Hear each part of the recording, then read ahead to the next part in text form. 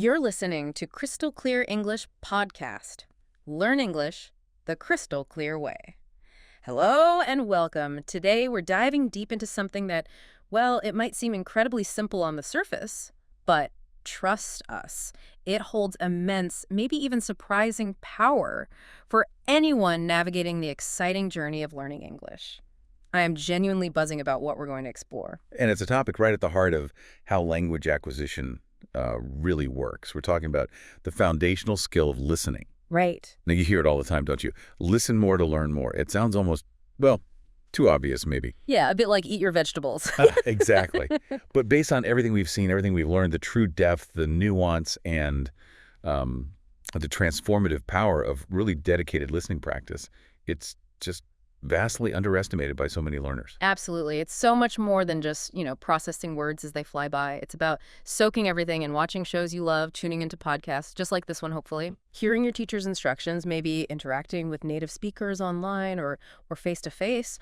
Honestly, every single moment you are receiving spoken English isn't just passive. It's an active, potent learning opportunity, but only if you approach it the right way. So our mission today is to really unpack why listening isn't just the very first step you take with a new language, but it's this continuous kind of evolving superpower that fuels your progress the whole way through. Okay. And crucially, we want to show you how you can actively maximize its incredible impact on your speed, your confidence, everything. All right, let's get into it then. Based on, our understanding of how people pick up languages, why is listening seen as the absolute cornerstone, the foundation? Well, think about the most natural way anyone learns their first language, their mother tongue. Okay. It's all about immersion through sound. Right. Babies spend months, often, like well over a year, simply listening. They're not speaking, they're not reading, they're not writing yet. Their world is just this auditory bath. Right, they're just taking it all in. Exactly. They're absorbing, processing, building neural pathways long before they even manage their first proper sound or word. That's such a powerful analogy. It really highlights that the brain is incredibly busy even when someone's totally silent. And what we've seen with English learners, it mirrors this, doesn't it? It really does. When you dedicate yourself to consistent listening, your brain starts doing this amazing work almost automatically. It begins to identify and absorb patterns, the subtle ways grammar works, the natural flow of new words in context. Context is key. The precise sounds of pronunciation and that unique rhythm and intonation, that music that makes English sound like, well, English. Precisely. Even if you feel hesitant to speak, maybe you're struggling with putting sentences together quickly, every minute you spend genuinely listening is building that absolutely essential internal database. Like a mental library of sounds? Kinda, yeah. You're internalizing the music of English, learning its beat, its melodies, how emphasis works. It's preparing you in ways you might not even consciously realize at the time. And that music, that natural flow you mentioned, that takes us right to one of the biggest payoffs, doesn't it? Building a truly natural understanding of how English is actually spoken. Yes. By real people in real life. Because let's be honest, everyday spoken English often sounds quite different from the super clear, sometimes slowed down examples you might get in textbooks. This is where listening just unlocks a whole new level of understanding. You start to notice things like connected speech, how words sort of blend together. Right. You pick up on common contractions, all the informal expressions that are just part of everyday chat.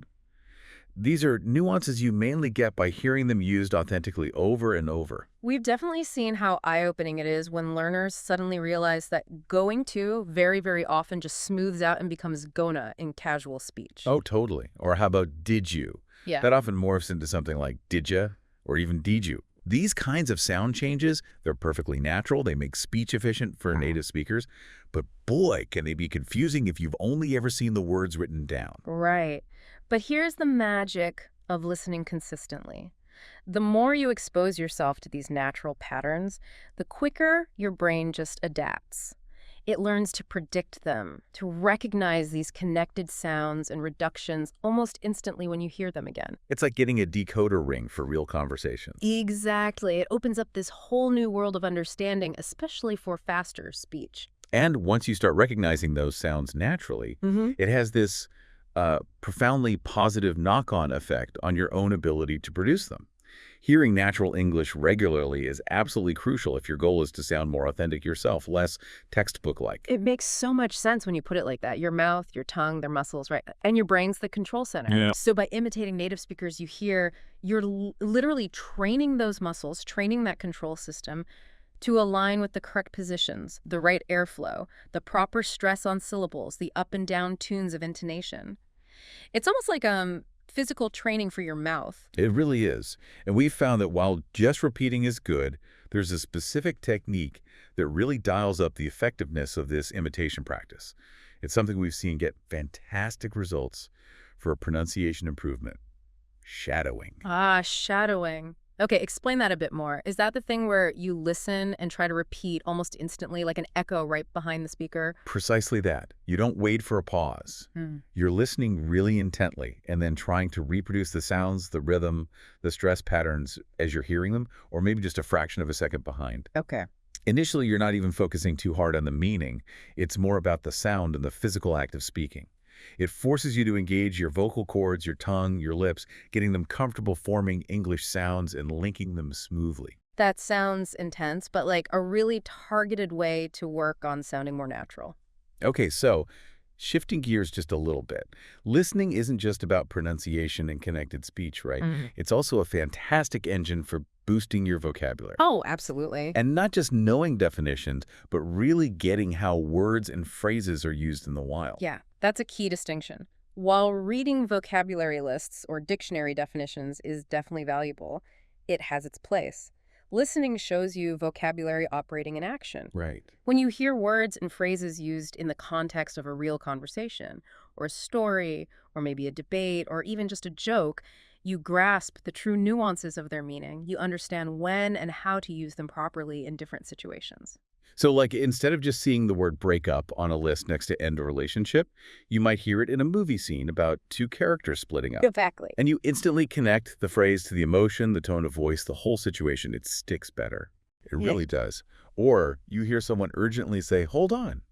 When something surprising happens and you immediately get it, probably without even needing to look it up, that it means, wait a second, or hang on. Yeah, or like when friends haven't seen each other for ages and one says, hey, we really need to catch up soon. You just learn that phrase means updating each other. Exactly. Yeah. And one of the huge advantages we've seen here is that you tend to remember these words and phrases much, much better. They have that sticky quality Sticky quality, I like that. because they're attached to the tone, the story, the emotion, the specific situation where you first encountered them.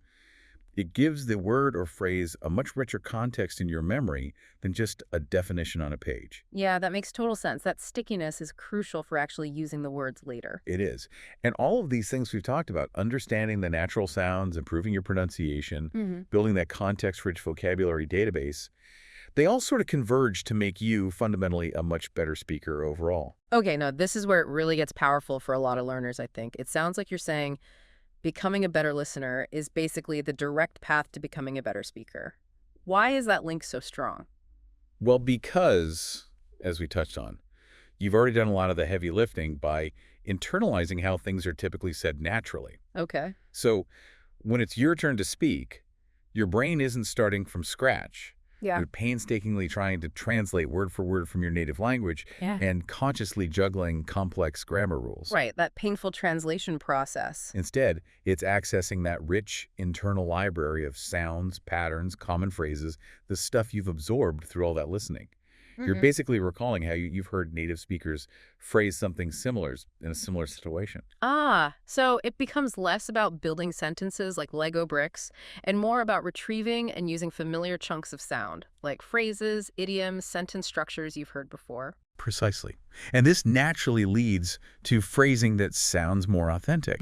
It reduces hesitation because you're not constantly searching for the right word. It improves the overall flow and rhythm of your speech. Which helps with confidence, too, I bet. Massively.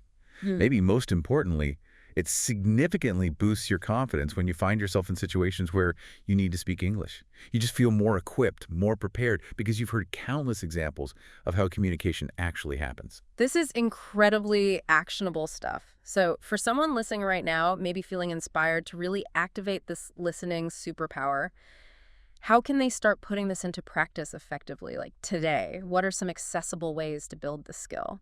Okay, the absolute best starting point, and this is non-negotiable really for sticking with it, is choose content that you genuinely truly enjoy. Yes, make it fun.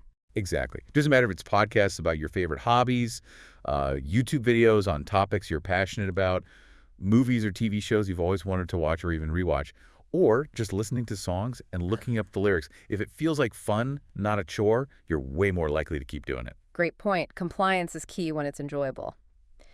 Okay, so I've picked something I like. What's a good strategy then for actually, engaging with it to maximize the learning bit?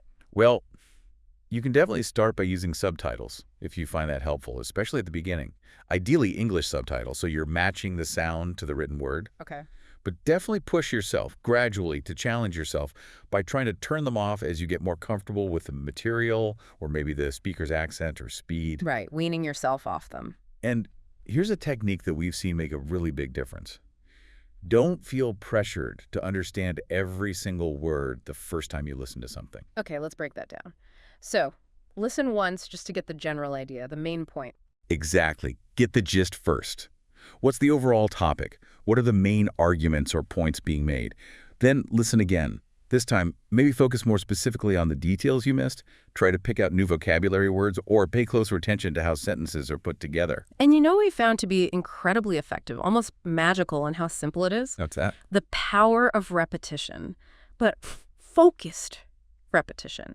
Take a short clip, maybe just 30 seconds, maybe a minute or two, and listen to that same clip multiple times. Ah, yeah. Like listen to it 3, 4, maybe even 5 times in a row. It sounds so simple, almost too easy, maybe even boring. But you will be absolutely astonished at how much more you notice each time you listen again. Right. You'll catch a word you completely missed the first 2 times. You'll suddenly understand a connected sound that just sounded like mush before. Or you'll appreciate a subtle intonation that totally changes the meaning of a phrase. It's like peeling back layers of sound and understanding. That leads perfectly into a really crucial distinction we should probably make. The difference between just having English playing in the background versus truly engaging your brain with what you're hearing. Yes, that's the vital difference between passive and active listening. Passive listening, like having an English podcast on while you're concentrating really hard on a work spreadsheet or trying to navigate rush hour traffic. Guilty as charged sometimes. We all do it. And it's okay. It provides some general exposure over the long haul, but it doesn't unlock the full, accelerated power of listening for learning. So active listening is where you consciously shift into high gear. Absolutely. Active listening means you are deliberately focusing your attention on what you're hearing. It might involve pausing the audio and repeating key phrases aloud yourself, mimicking the speaker. Practicing right away. Exactly.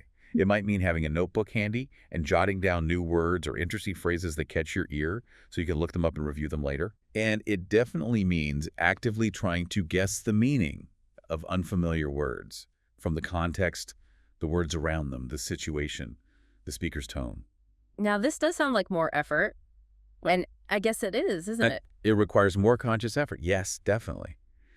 But that focused effort is precisely how you train your ear to recognize the specific sounds, rhythms, and patterns of English much, much more effectively. Makes sense. And that active engagement significantly improves how well you remember the language you're absorbing. It's intentional practice. It's powerful practice. So bringing it all together then, listening is absolutely not just one skill among many you need to learn. It really is a fundamental, significant superpower available to anyone learning English, no matter what their current level is. And as we've explored with these practical tips, maybe the very best part is just how easy it can be to integrate effective listening practice into your daily routine. Yeah, it's flexible. Totally. On your commute, during a short coffee break, while you're doing chores around the house, maybe even winding down before sleep, find those pockets of time. It's adaptable and incredibly powerful. Learning English is such an exciting and genuinely transformative journey, and really understanding and leveraging these foundational skills like listening, it can make such a profound difference in your progress, your confidence, and yeah, ultimately your fluency. We genuinely hope you embrace what we've discussed today. Actively make listening your #1 language learning superpower. Find stuff you love, dive in, and and listen intentionally. And hey, if you found these insights helpful and you want more amazing practical ways to learn English, improve your skills, and really unlock your full potential, please make sure you follow and subscribe to this channel right now. Seriously, don't miss out on our future deep dives into the skills that truly move the needle. So embrace listening. Make it your superpower in learning English. It truly is the most natural, powerful foundation you can possibly build for fluency. Thank you so much for listening to the Crystal Clear English podcast. And remember, the journey of learning a language, it's about so much more than just acquiring a new skill or memorizing words. It can be a really profound personal transformation. Learning another language is like becoming another person.